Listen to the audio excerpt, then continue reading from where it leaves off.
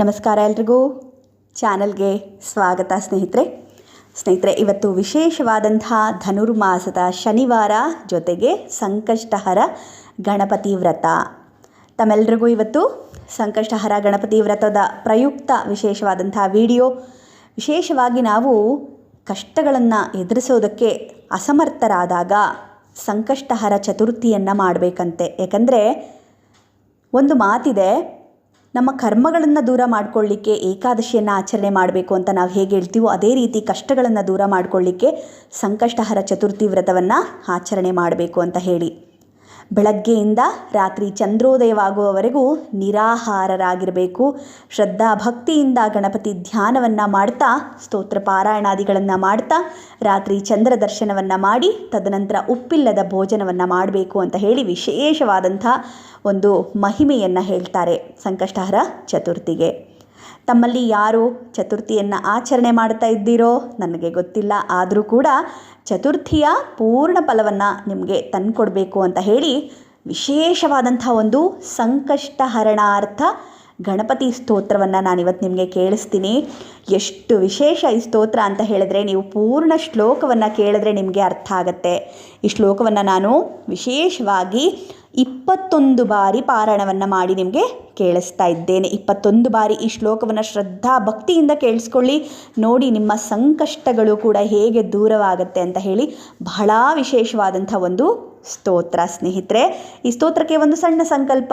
ಶ್ರೀ ಮಹಾಗಣಪತಿರ್ದೇವತಾ ಸಂಕಷ್ಟಹರಣಾರ್ಥೆ ಜಪೆ ವಿನಿಯೋಗ ಅಂತ ಹೇಳಿ ಈ ಒಂದು ಸಂಕಲ್ಪವನ್ನು ಕೇಳಿಸ್ಕೊಂಡು ಪೂರ್ಣ ಶ್ಲೋಕವನ್ನು ನಾನು 21 ಬಾರಿ ಪಾರಾಯಣವನ್ನು ಮಾಡಿ ನಿಮಗೆ ಪ್ರಸಾರವನ್ನು ಮಾಡ್ತಾ ಇದ್ದೀನಿ. ಶ್ರದ್ಧೆಯಿಂದ 21 ಬಾರಿ ಈ ಒಂದು ಶ್ಲೋಕವನ್ನು ಕೇಳಿ. ನಿಮ್ಮ ಸಕಲ ಸಂಕಷ್ಟಗಳು ಹೇಗೆ ದೂರವಾಗುತ್ತೆ ಅನ್ನುವಂಥದ್ದನ್ನು ನೀವು ನೋಡಿ. ಬನ್ನಿ ಶ್ಲೋಕ ಪಾರಾಯಣವನ್ನು ಶುರು ಮಾಡೋಣವಾ. ಪ್ರಣಮ್ಯ ಶಿರಸಾ ದೇವಂ ಗೌರೀಪುತ್ರಂ ವಿನಾಯಕಂ ಭಕ್ತಾವಾಸಂ ಸ್ಮರೇನ್ ನಿತ್ಯಂ ಆಯುಷ್ಕಾಮಾರ್ಥಸಿದ್ಧಯೇ. ಪ್ರಥಮಂ ವಕ್ರತುಂಡಂ ಚ ಏಕದಂತಂ ದ್ವಿತೀಯಕಂ ತೃತೀಯಂ ಕೃಷ್ಣಪಿಂಗಾಕ್ಷಂ ಗಜವಕ್ಸ್ತ್ರಂ ಚತುರ್ಥಕಂ ಲಂಬೋದರಂ ಪಂಚಮಂ ಚ ಷಷ್ಠಂ ವಿಕಟಮೇವ ಚ ಸಪ್ತಮಂ ವಿಘ್ನರಾಜೇಂದ್ರಂ ಚ ಧೂಮ್ರವರ್ಣಂ ತಥಾಷ್ಟಮಂ ನವಮಂ ಬಾಲಚಂದ್ರಂ ಚ ದಶಮಂ ತು ವಿನಾಯಕಂ ಏಕಾದಶಂ ಗಣಪತಿಂ ದ್ವಾದಶಂ ತು ಗಜಾನನಂ ದ್ವಾದಶೈತಾನಿ ನಾಮಾನಿ ತ್ರಿಸಂಧ್ಯಂ ಯಃ ಪಠೇನ್ನರಃ ನಾಚಾವಿಘ್ನಭಯಂ ತಸ್ಯ ಸರ್ವಸಿದ್ಧಿಕರಃ ಪ್ರಭು. ವಿದ್ಯಾರ್ಥಿ ಲಭತೆ ವಿದ್ಯಂ ಧನಾರ್ಥಿ ಲಭತೆ ಧನಂ ಪುತ್ರಾರ್ಥಿ ಲಭತೆ ಪುತ್ರಾನ್ ಮೋಕ್ಷಾರ್ಥಿ ಲಭತೆ ಗತಿಂ. ಜಪೇದ್ ಗಣಪತಿ ಸ್ತೋತ್ರಂ ಷಡ್ಭಿರ್ಮಾಸ್ಯೈ ಫಲಂ ಲಭೇತ್ ಸಂವತ್ಸರೇಣಂ ಸಿದ್ಧಿಂ ಚ ಲಭತೆ ನಾತ್ರ ಸಂಶಯಃ. ಅಷ್ಟಭ್ಯೋ ಬ್ರಾಹ್ಮಣೇಭ್ಯಶ್ಚ ಲಿಖಿತ್ವಾ ಯಃ ಸಮರ್ಪಯೇತ್ ತಸ್ಯ ವಿದ್ಯಾ ಭವೇತ್ ಸರ್ವಗಣೇಶಸ್ಯ ಪ್ರಸಾದತಃ. ಪ್ರಣಮ್ಯ ಶಿರಸಾ ದೇವಂ ಗೌರೀಪುತ್ರಂ ವಿನಾಯಕಂ ಭಕ್ತಾವಾಸಂ ಸ್ಮರೇನ್ ನಿತ್ಯಂ ಆಯುಷ್ಕಾಮಾರ್ಥಸಿದ್ಧಯೇ. ಪ್ರಥಮಂ ವಕ್ರತುಂಡಂ ಚ ಏಕದಂತಂ ದ್ವಿತೀಯಕಂ ತೃತೀಯಂ ಕೃಷ್ಣಪಿಂಗಾಕ್ಷಂ ಗಜವಕ್ಸ್ತ್ರಂ ಚತುರ್ಥಕಂ ಲಂಬೋದರಂ ಪಂಚಮಂ ಚ ಷಷ್ಠಂ ವಿಕಟಮೇವ ಚ ಸಪ್ತಮಂ ವಿಘ್ನರಾಜೇಂದ್ರಂ ಚ ಧೂಮ್ರವರ್ಣಂ ತಥಾಷ್ಟಮಂ ನವಮಂ ಬಾಲಚಂದ್ರಂ ಚ ದಶಮಂ ತು ವಿನಾಯಕಂ ಏಕಾದಶಂ ಗಣಪತಿಂ ದ್ವಾದಶಂ ತು ಗಜಾನನಂ ದ್ವಾದಶೈತಾನಿ ನಾಮಾನಿ ತ್ರಿಸಂಧ್ಯಂ ಯಃ ಪಠೇನ್ನರಃ ನಾಚಾವಿಘ್ನಭಯಂ ತಸ್ಯ ಸರ್ವಸಿದ್ಧಿಕರಃ ಪ್ರಭು. ವಿದ್ಯಾರ್ಥಿ ಲಭತೆ ವಿದ್ಯಂ ಧನಾರ್ಥಿ ಲಭತೆ ಧನಂ ಪುತ್ರಾರ್ಥಿ ಲಭತೆ ಪುತ್ರಾನ್ ಮೋಕ್ಷಾರ್ಥಿ ಲಭತೆ ಗತಿಂ. ಜಪೇದ್ ಗಣಪತಿ ಸ್ತೋತ್ರಂ ಷಡ್ಭಿರ್ಮಾಸ್ಯೈ ಫಲಂ ಲಭೇತ್ ಸಂವತ್ಸರೇಣಂ ಸಿದ್ಧಿಂ ಚ ಲಭತೆ ನಾತ್ರ ಸಂಶಯಃ. ಅಷ್ಟಭ್ಯೋ ಬ್ರಾಹ್ಮಣೇಭ್ಯಶ್ಚ ಲಿಖಿತ್ವಾ ಯಃ ಸಮರ್ಪಯೇತ್ ತಸ್ಯ ವಿದ್ಯಾ ಭವೇತ್ ಸರ್ವಗಣೇಶಸ್ಯ ಪ್ರಸಾದತಃ. ಪ್ರಣಮ್ಯ ಶಿರಸಾ ದೇವಂ ಗೌರೀಪುತ್ರಂ ವಿನಾಯಕಂ ಭಕ್ತಾವಾಸಂ ಸ್ಮರೇನ್ ನಿತ್ಯಂ ಆಯುಷ್ಕಾಮಾರ್ಥಸಿದ್ಧಯೇ. ಪ್ರಥಮಂ ವಕ್ರತುಂಡಂ ಚ ಏಕದಂತಂ ದ್ವಿತೀಯಕಂ तृतीयं कृष्णपिङ्गाक्षं गजवक्त्रं चतुर्थकं लम्बोदरं पञ्चमं च षष्ठं विकटमेव च सप्तमं विघ्नराजेन्द्रं च धूम्रवर्णं तथाष्टमं नवमं भालचन्द्रं च दशमं तु विनायकम् एकादशं गणपतिं द्वादशं तु गजाननं द्वादशैतानि नामानि त्रिसन्ध्यं यः पठेन्नरः नाचाविघ्नभयं तस्य सर्वसिद्धिकरः प्रभु विद्यार्थी लभते विद्यं धनार्थी लभते धनं पुत्रार्थी लभते पुत्रान् मोक्षार्थी लभते गतिं जपेत् गणपतिस्तोत्रं षड्भिर्मास्यै फलं लभेत् संवत्सरेणं सिद्धिं च लभते नात्र संशयः अष्टभ्यो ब्राह्मणेभ्यश्च लिखित्वा यः समर्पयेत्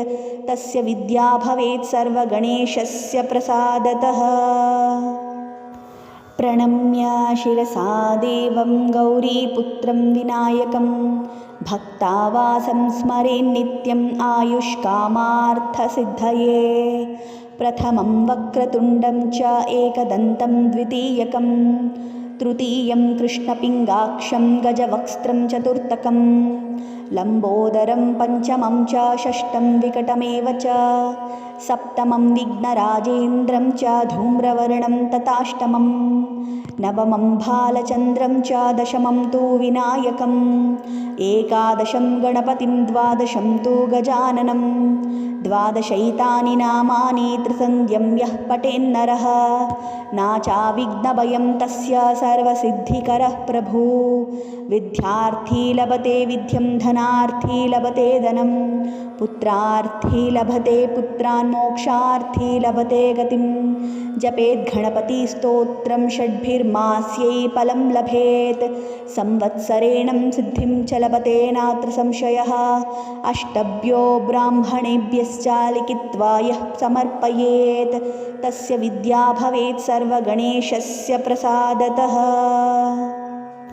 प्रणम्य शिरसा देवं गौरीपुत्रं विनायकं भक्तावासं स्मरेन्नित्यम् आयुष्कामार्थसिद्धये प्रथमं वक्रतुण्डं च एकदन्तं द्वितीयकं तृतीयं कृष्णपिङ्गाक्षं गजवक्त्रं चतुर्थकं लम्बोदरं पञ्चमं च षष्ठं विकटमेव च सप्तमं विघ्नराजेन्द्रं च धूम्रवर्णं तथाष्टमं नवमं भालचन्द्रं च दशमं तु विनायकम् एकादशं गणपतिं द्वादशं तु गजाननं द्वादशैतानि नामानि त्रिसन्ध्यं यः पठेन्नरः नाचाविघ्नभयं तस्य सर्वसिद्धिकरः प्रभु विद्यार्थी लभते विद्यं धनार्थी लभते धनं पुत्रार्थी लभते पुत्रान् मोक्षार्थी लभते गतिं जपेत् गणपतिस्तोत्रं षड्भिर्मास्यै फलं लभेत्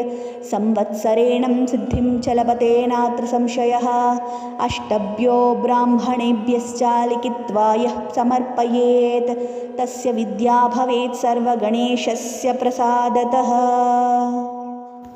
प्रणम्य शिरसा देवं गौरीपुत्रं विनायकं भक्तावासं स्मरेन्नित्यम् आयुष्कामार्थसिद्धये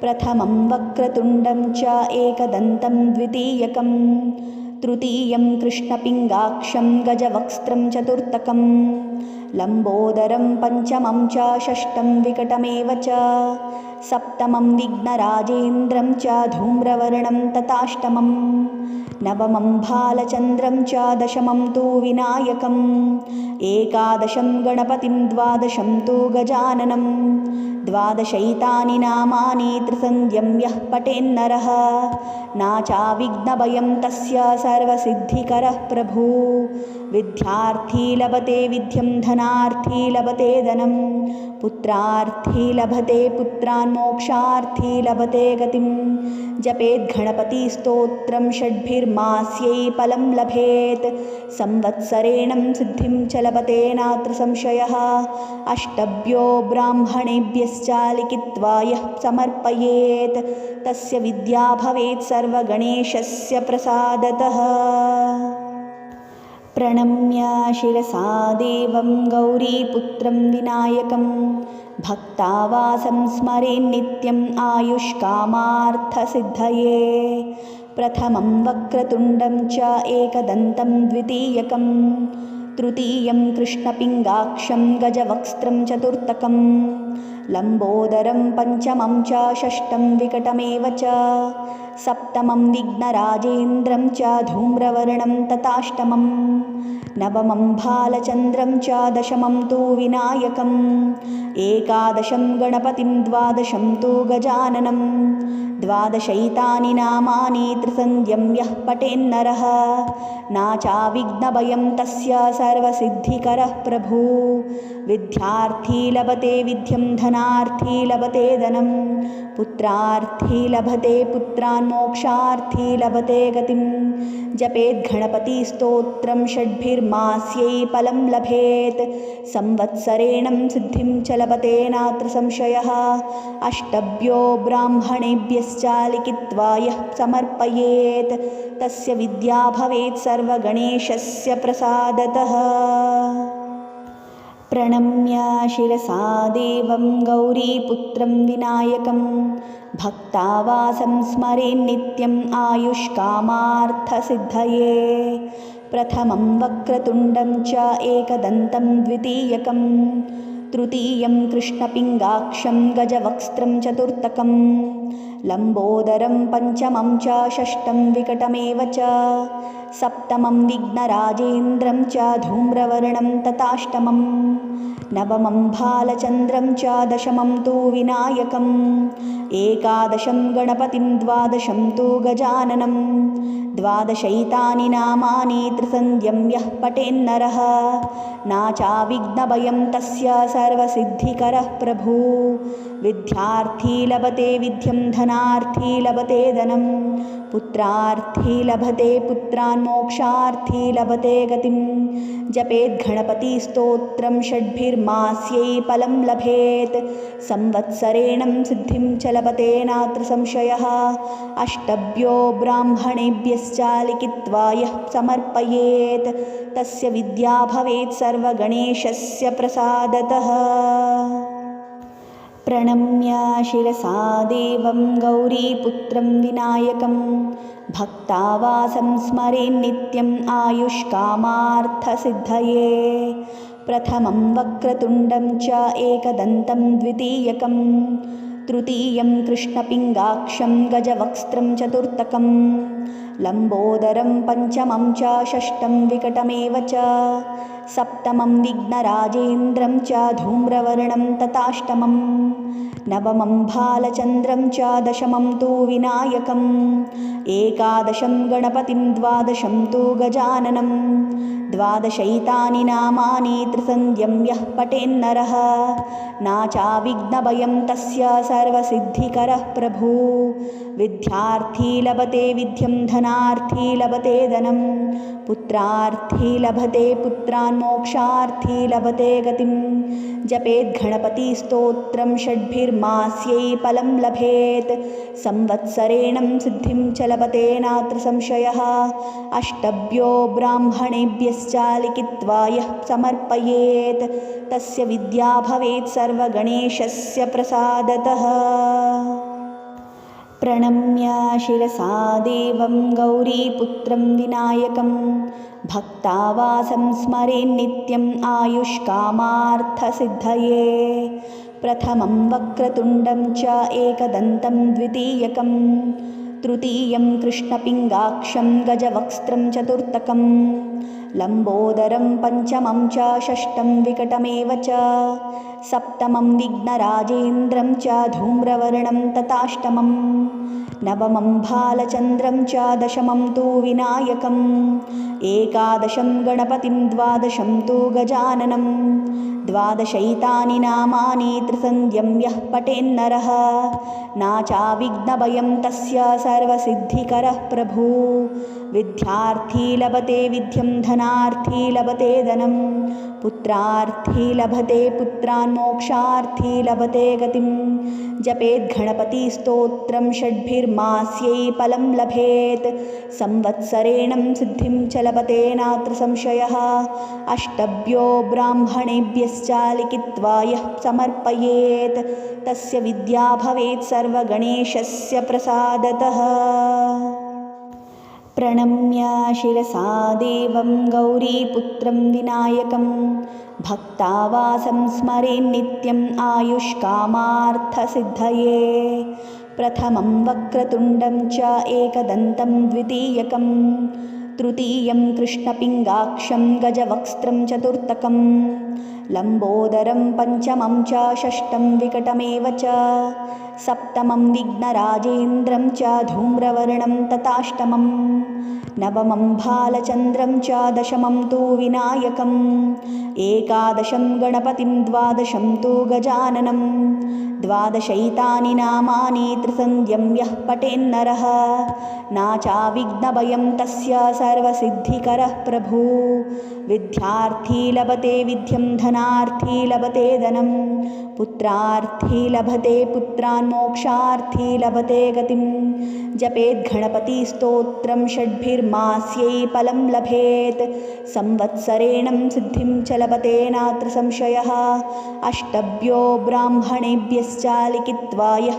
समर्पयेत् तस्य विद्या भवेत् सर्वगणेशस्य प्रसादतः।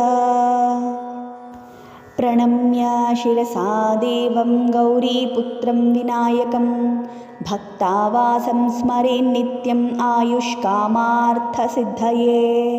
प्रथमं वक्रतुण्डं च एकदन्तं द्वितीयकं तृतीयं कृष्णपिङ्गाक्षं गजवक्त्रं चतुर्थकं लम्बोदरं पञ्चमं च षष्ठं विकटमेव च सप्तमं विघ्नराजेन्द्रं च धूम्रवर्णं तथाष्टमं नवमं भालचन्द्रं च दशमं तु विनायकम् एकादशं गणपतिं द्वादशं तु गजाननं द्वादशैतानि नामानि त्रिसन्ध्यं यः पठेन्नरः नाचाविघ्नभयं तस्य सर्वसिद्धिकरः प्रभु विद्यार्थी लभते विद्यं धनार्थी लभते धनं पुत्रार्थी लभते पुत्रान् मोक्षार्थी लभते गतिं जपेद्गणपतिस्तोत्रं षड्भिर्मास्यै फलं लभेत् संवत्सरेणं सिद्धिं च लभते नात्र संशयः अष्टभ्यो ब्राह्मणेभ्यश्च लिखित्वा यः